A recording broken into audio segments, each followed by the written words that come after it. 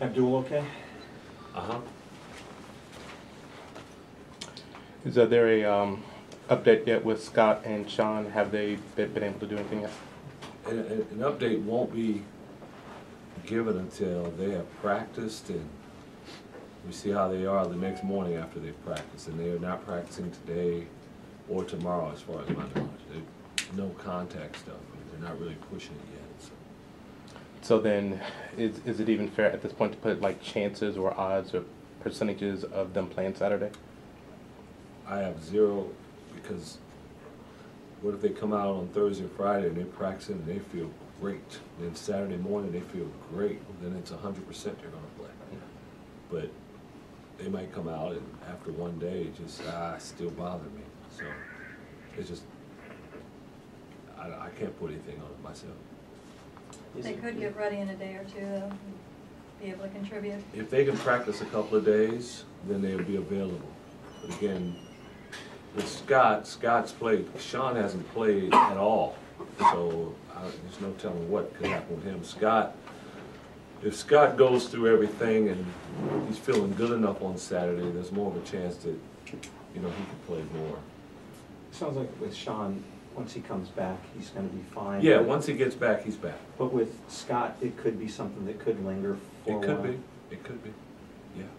That's why it's so hard for me to predict what's going to happen. I just don't know. What does that tangibly? What does that add? Just when you get those guys back, how different is your team beyond just two bodies and a few points? Well, it helps us defensively. One was Sean around the rim and another big body, but Scott is a veteran and understands our defensive system, and he's another guy that we know can guard someone else and do a really good job. But aside from that, we just have more depth defensively, and we can sustain our defense for longer periods of time, and we don't have to concoct different ways to try to get through the game defensively. So it helps immensely having those guys ready to play. And then obviously offensively, both those guys provide points for us, and Scott just an understanding of how to play basketball in those situations, So all the way around, they're going to help us. Not to put words in your mouth, but it sort of felt like you were looking at it as just tread water till these guys get back. Do you feel like at 4-3 you guys have kind of, have done enough to be where you want to be at whenever those guys come back, that you guys have been able to kind of stay in? I think it's twofold. I think one is, we didn't say, all right, until those guys get back, we're not going to practice because we're not any good without them. So let's just wait, see what our real team is like. We've been trying to get better without them, and the fact that some guys have been able to get additional minutes in their absence is, I think, going to help us in the future down the road, because maybe some guys wouldn't have played as much with those guys being here, but they have, so they've been able to get valuable experience. But the other part, yeah, to some degree, we knew that the toughest, probably as a whole, the toughest part of our non-conference schedule were the earliest games. When you talk about Ohio State, some of those other games we played, we just had to find a way to mix and match and keep guys out of foul trouble, kind of keep guys rested, and survive if someone didn't have a good night or two guys didn't have a good night. Try to do it.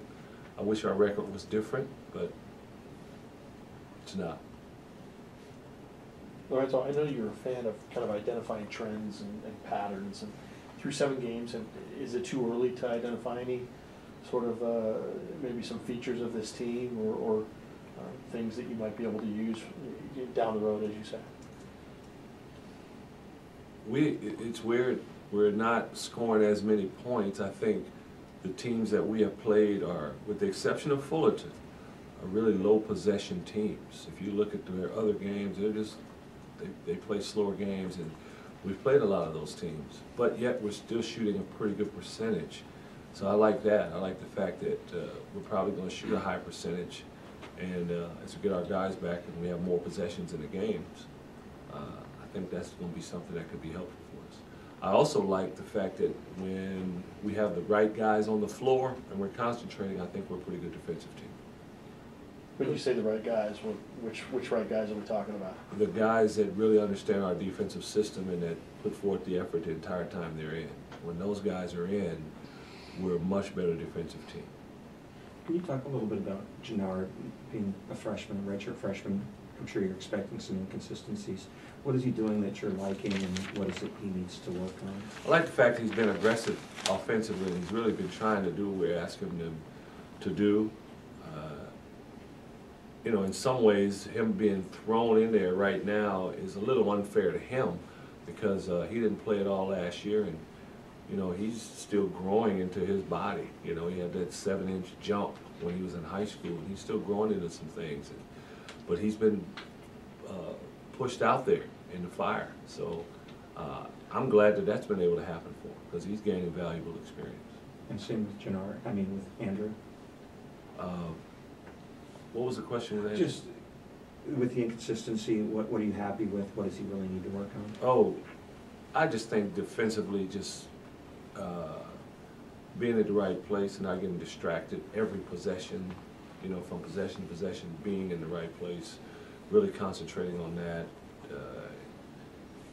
He hasn't made his shots with regularity, but he's a much better shooter than that, and that's the least of our concerns. He's going to be able to make shots. He made shots in the summer. He made shots in practice. He made shots in the exhibition game. He just hasn't here recently until last game. So he'll be fine that way. I just think more on the defensive end, just paying attention to detail on a more consistent basis. Does having to come out of the high post offense in consecutive games make you happy that you have something to fall back on, or does it make you concerned that your primary offense, you've had to shift out of that twice because you couldn't function well in it? You know, first of all, to answer your question, I want you to look at it from the defensive end. And we've had to go zone sometimes because it just wasn't working. Man-to-man, team was just a bad match for us, whatever it was, foul trouble. I think the same thing goes for offense. When we ran motion before, no one ever brought up, why were you running more sets in this game? No one ever said, we notice you're banning your motion to go to more sets. We did that all the time because there were some games with our motion, teams would pack it in on us and we wouldn't get as good looks, but then we would run sets and get the ball to a specific person in a specific area, we would get better opportunities. Well, it's the same thing. We have our high post offense, we have our secondary, and we have our motion that we can run, and you know, you have to feel the game out and just see where you can best attack the other team, and that's what it will be from game to game. You know, you say, well, the high post, even in the first half, we only ran the high post 6 times possessions the whole game. So you could say we abandoned it or not. We did a lot of different things in that game, you know, because they were playing us differently than any other team has played us. They did some things that were different, and we adjusted to it, and we scored 45 points in the second half. There may be another game where not only you run the high post the whole game, you run one particular facet of it the whole game, because that's what's best to attack that team. So the versatility of our offensive package, I think, is, as we're learning, as we're going, I think we're really happy with it. Lorenzo, from your perspective, do you get the sense that Andrew has kind of one of those big scoring runs just kind of bubbling under the surface, like he might make 3 or 4 threes in a row, or? Oh, he's certainly capable of it. Yeah, he's very capable of doing it. So it could happen. For the high post offense to work well, it seems like you're putting a lot on the plate of Jarreau, who is in his first year and, you know, has only played 7 games. And when you say that like a lot is on his plate, is it fair? Is it, or can you lessen that some, or do you bring Aziz up to have him up there, or just how do you sort of mitigate that? Depending on what side the ball goes to, if the ball went to one side the whole time, one guy would come up. If one guy's not open, you go to the other side, the other guy comes up. So they're both going to be coming up. And again, feel like I need to do a clinic on that so everybody understands. It's hard to comment on it if you don't understand what's going on there. We would play, for instance, Washington State. They would pack it in. In our motion, you couldn't drive it first pass. You look more for the skip pass in the motion. But if you didn't look for the skip pass, you tried to drive it, there'd be nothing there. The next game we would play, where it was more spread out, you'd never get the skip pass. You have to drive it, that would be open. There were some guys we'd penetrate and you'd be able to get the duck pass to our big, or some others, depending on how they play, you wouldn't be able to get it. It wasn't what our offense was doing or was not doing. At times we didn't recognize what we should have been doing, or we would talk about it and we just, for whatever reason, we didn't do it. So, back to Jannard and the high post. It's just a matter of us understanding what's there and what's not there. We don't, as I've continued to say early, you don't learn this from day one. It takes a while to get this and to get all the reads down. So until you get all the reads down, you don't understand where the escape hatches are, so to speak. You just feel like I'm in this one area and I can't go anywhere. When you really understand what's going on, you know, oh, it's easier. Well, then I just have to do this. We just haven't got to where we know those reads yet, but we will. Teams preparing to face you in the high post, are they attacking you like you would think they would attack you? Most teams, yeah. We haven't seen anything that just say, wow, we've never been defended like that before. But again, we have to be totally comfortable with it as a group and be able to execute against it. Des? And I'll tell you this, if you knew what we were in, you could go back and review the film and see what happened when we did run it. So we ran it 6 times, 4 times we either got fouled or had a chance to score. We turned the ball over, guys were wide open a couple of times on back doors. But we had just as much success with that as anything else we did in the half court in that game. But if you don't know what it is that you're looking for, maybe you can't see that. But we know it and we see it. That's why there's no panic at all with us. With Desmond getting 14 and 18, is that a light going on? Is that a function of playing a team without bigs? Is that something where the bar on expectations is now raised with him? What can we expect out of Desmond? You can't say a team without bigs. So Seton Hall was big, and he had 12 rebounds and 14 points in that game. It's a matter of Desmond getting lost in the game and not being concerned if he made or missed a shot or if he made a mistake. It's just getting lost in the game and just going all out each possession. That's what it was about. Now, does that mean he'll do that next game and get it? Probably not. I mean, no one has, 2 players have pulled down 18 rebounds since we've been here, him and John Brockman. Hadn't been done since John Brockman. That's hard to do, pull down 18 rebounds. But will he be in another situation where he gets double-digit rebounds this year? I'm sure he will. And that's something that you would expect of Desmond when he just goes all out and gets after it that way. Is that a perfect example of how rebounding is a mental thing? After the Colorado State game, he said, look, I didn't rebound the way I should, and I need to turn this up. Is it an effort mental thing? A lot of it is. The other is instincts. The guy we played in, Desmond does this a lot. He drives our guys crazy in practice. There's some that are on offense, and I'm on your team, Greg, and you shoot the ball and I watch, and then it comes off, and then I say, I better go get it. There are others, if you go to shoot, they sprint. And before the defender can even realize what's going on, he's already to the basket, and now he's running to the left side, and they see the ball, the flight of the ball, his ball's gonna bounce back to the middle, and they change directions and go back the other way. That's instinctive rebounding. Desmond has that. Everyone doesn't have that. That's a gift. John had it. There are other guys that the ball just seems to bounce the other way every time. That'd be the other end of the spectrum. He makes so many winning plays. Are you tempted to start him to reward that, or you see is the conundrum that you know he's so good off the bench with so much energy that he's more valuable there? That's the latter, and Desmond and I spoke about this. It's not about him being the best right there as to why he's starting or not. He brings us unbelievable energy off the bench, and he just picks us up right away when he's doing his job. And that's something that him and I, like I said, him and I discussed. It's just, he's playing a lot of minutes. He's probably playing more minutes than any of the big guys, except for Aziz. But he's, you know, he's doing it coming off the bench. And if you look at, there's some teams, some really good teams, where they have a guy that could be a starter, but he comes off the bench, and it's for a specific reason. He's not getting beat out. He's just in the makeup of our team, within our team chemistry, he gives us a great lift that way.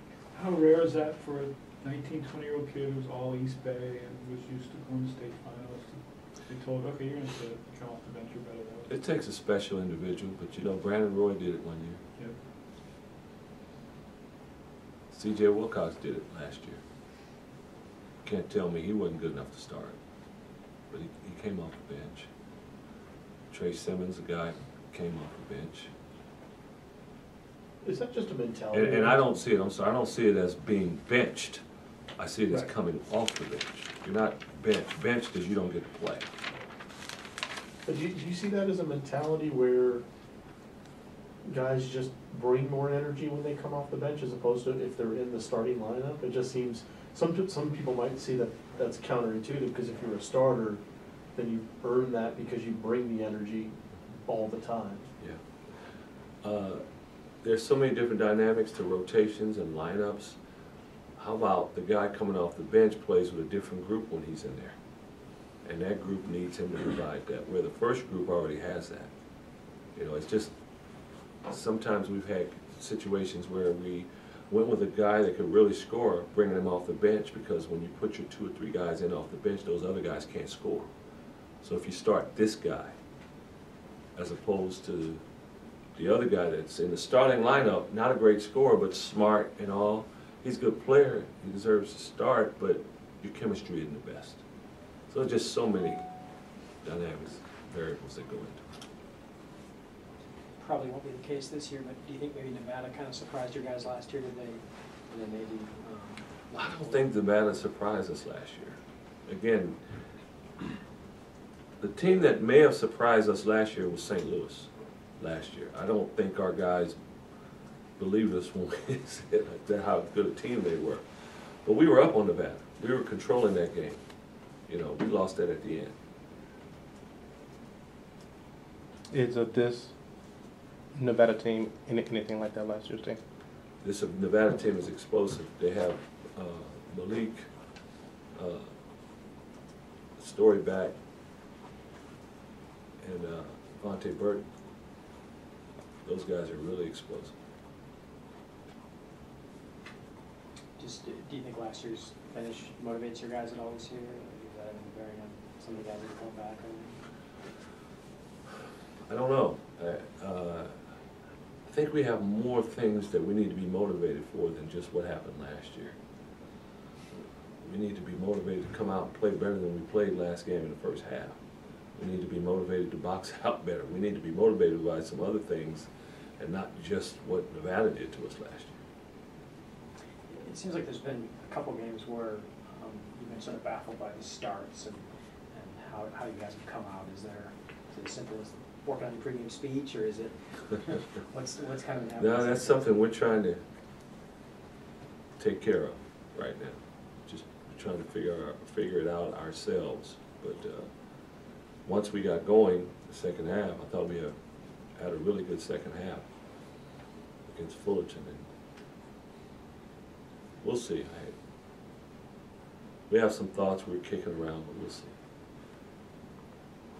Coach, can you talk about Aziz and just if it's limiting at all having him in at the end of a close game because of his free throw shooting?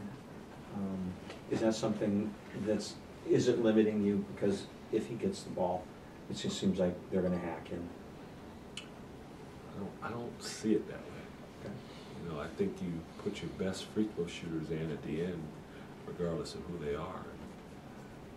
I look at it as more as we want your best free throw shooters in as opposed to let's get Aziz out of there. And Aziz made his last 2 out of 3 anyway, so I don't know what you. He has improved his foul shooting this year, which is good. As we go on, I hope he continues to improve. His form doesn't look bad. I No, mean, he not doesn't at all. look bad up there. No, no, no. What's, I know the answer, but what's it gonna take? Just make more? Well, continued repetition, just repetition. Keep shooting them, and he has been frustrated with himself, but he's also been pretty resilient in coming back working on those free throws. And Coach Jackson has been working with him a lot this year. And I think when you watch Aziz, as opposed to the last couple of years, there's not many of those clankers that go up. You know, he's been close to being right around the rim, and he's got nice rotation on the ball, nice follow through. So he's made progress that way. When we saw Sean Camp last year, just kind of a part-time minutes guy and didn't do a lot. What did you see leading up to this season? What kind of player did you expect him to be? What might you be getting back when you finally see him? So y'all have heard me say this before. First of all, he sat out 2 years last year. He hadn't played in 2 years, organized basketball. Secondly, he had never played college basketball before. It's one thing if you sit out and you've played a year or two and now you come back after a couple of years. He had never played. So you go through the freshman part of the year where you're just not sure what you're doing. And then he had to learn a whole new system as to what we were doing. His conditioning was nowhere when he got here. He spent a year going through all that. Well, all of a sudden, we get in the summer and we're practicing for the foreign tour and we're playing in games. And there were 2 games overseas when it's crunch time. And who gets the ball and scores? Sean. Not just gets the ball. You know, there are a lot of shot takers in the crunch, but there's shot makers that you enjoy more, and he was a shot maker down the stretch. And we come back in preseason, and we're noticing that most of the time when he caught that ball, he scored or got fouled. And then in the exhibition game I think he played in, he did the same thing. And when he shoots it, you know, he's on balance, he's confident, you're confident in how he's going to score. We noticed all that. He's been allowed to step out and knock the shot down, the 16-footer, which he's been doing. At least he was doing before he got hurt. So we saw all those things with him.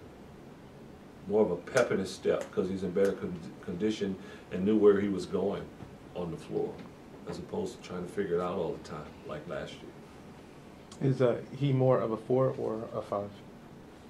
Forward. Yeah, if you're talking about, we determine 5s by who you guard. So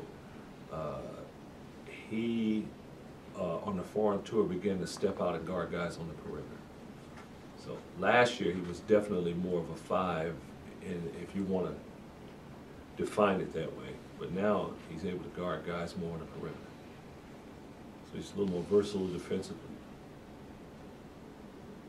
I don't know if we ever fully got to see Scott Sutton's game. I mean, we saw him a couple times, but he hasn't really shown us, kind of, could he be kind of that, what Wilcox has been, kind of the go-to guy? What could he be for you when he's healthy? You know, it's a shame, I'm going off on a tangent, but I'm gonna come back. It's a shame that no one got to really see. Anybody see our game at Oregon, Quincy Pondexter's senior year?